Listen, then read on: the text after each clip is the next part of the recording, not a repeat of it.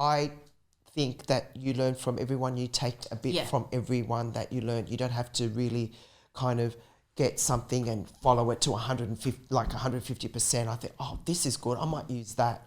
And I don't like that, what he said about that. But a lot of people with Charles Poliquin stuff, they really took it and they kind of made it gospel. Yeah. And I just like bits of it. Yep. And used some of it, and some of it I didn't like, and incorporated some of his methods into my business and my training, and some of it I didn't. So don't you think one of the things that Charles's courses was really good at was giving you some kind of a structure to monitor and keep testing your clients? Like I found that side of things was really that's important. what he made him famous. Yeah. Is because his strength philosophies is that's why he made Olympian champions, because of that's what made him famous initially, and his progressive overloading his clients to get stronger and stronger and faster, and that's what he's famous for. So that aspect of his teaching is that I still incorporate that in my training to today as well. Yes. So I believe is that, you know, the stronger you get, the more muscle mass you're going to put. Like people don't understand, you can keep doing hypertrophy, but you're going to plateau at some point. So you still got to challenge yourself in your strength phases as well, because that's how you're going to progressively get better and better. And I learned that from him, because I'm 47 and I'm still growing and I'm still squatting. I just squatted with Paul today and I squatted 140 kilos for 5 sets for 2. And now, is that your best? Is that a PB now? My PB was last week, was 145.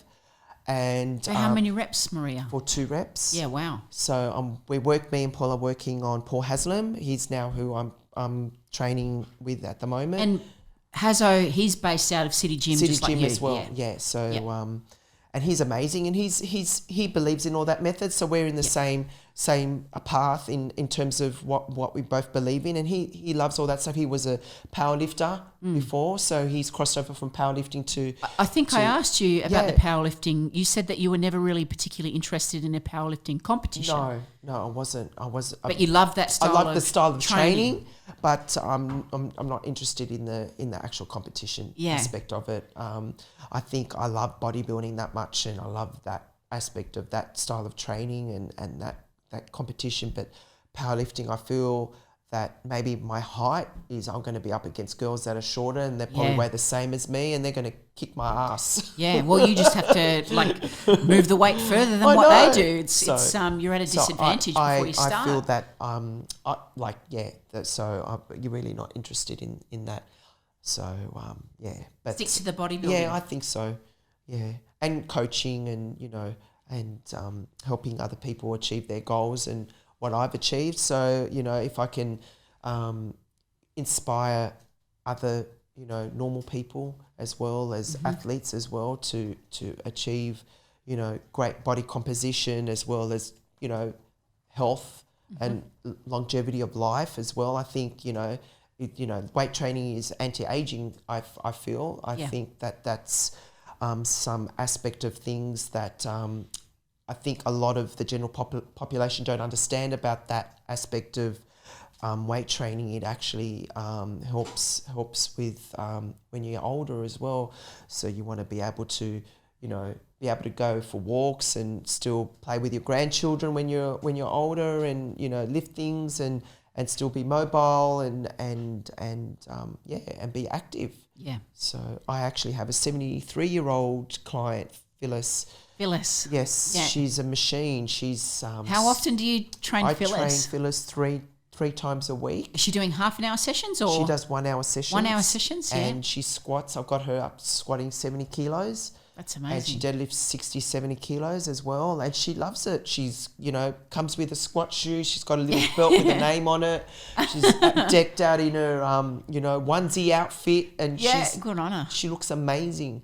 So And when did she and get into that's- weight training, or is that something that sort of She tapped picked into up later it on? later on, and she was training out of City Gym, and initially she came to me for nutrition. Yeah. So I did her nutrition, and she loved what I did with her nutrition. So I changed her physique purely on nutrition firstly, and then we started training, and I said, look, you know, I want you to put you through a strength phase training. She loved it. So Was she quite apprehensive before she started it? Because as soon as you say strength to a lot of ladies, they freak out a bit. no, she really excited about it. I think she's quite open about things like that, and I explained it to her, and she did some research. I gave her some articles on Charles Poliquin, and she loves all that stuff because she's a teacher right. initially. So I think she's all into learning and stuff like. And she's now looks at all the information and researches everything, and she understands that weight training is for her, you know, bone density, everything. She's sitting on, like I do a body fat, she's sitting on, like I got her down for a photo shoot. We got her ready for a photo shoot, and she got down to 7%. Wow. And now she sits on 9 to 10% all year round. That's fantastic. Yeah. And she eats carbs, fats, the whole bit, and she's just But she's a very unique lady. She's a one-off, you know, she's just It's hard to find clients like that. And she eats organically, and lives and breathes it. So she's almost like a competitor. Yeah, sounds like it. 7% is nothing to sneeze at. That's quite. I know. That's a huge effort. And she looks incredible. Amazing. Yeah, good on her. Yeah.